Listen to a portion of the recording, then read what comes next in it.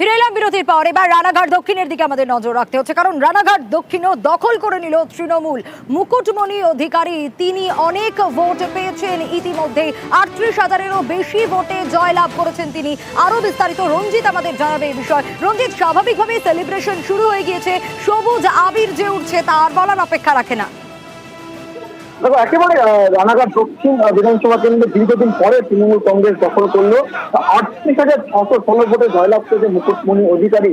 তো জানা কি এই কেন্দ্রে কয়েকদিন আগে লোকসভা নির্বাচন সমাপ্ত হয়েছে রানাঘাট লোকসভা কেন্দ্রে। তাছাড়া রানাঘাট দক্ষিণে কিন্তু এগিয়ে ছিল বিজেপি। সেই বিজেপির কাছ থেকে কার্যত ছিনিয়ে নিল তৃণমূল কংগ্রেস। অর্থাৎ 19 সালের পর থেকে 2024-এর লোকসভা পর্যন্ত এই কেন্দ্রে বিজেপি কিন্তু জয়ের ধারা অব্যাহত রেখেছিল। কার্যত সেইখান থেকে ছিনিয়ে নিল তৃণমূল কংগ্রেস। স্বাভাবিকভাবেই কর্মী সমর্থক তৃণমূল কংগ্রেসের তারা কিন্তু উচ্ছ্বাসিত। এই মুহূর্তে কিন্তু সেলিব্রেশন চলছে, সবুজ আবির কিন্তু খেলে তারা কিন্তু উৎসবে মেজাজে রয়েছে, কারণ দীর্ঘদিন পরে রানাঘাট দক্ষিণ তৃণমূল কংগ্রেসের হাতে এলো।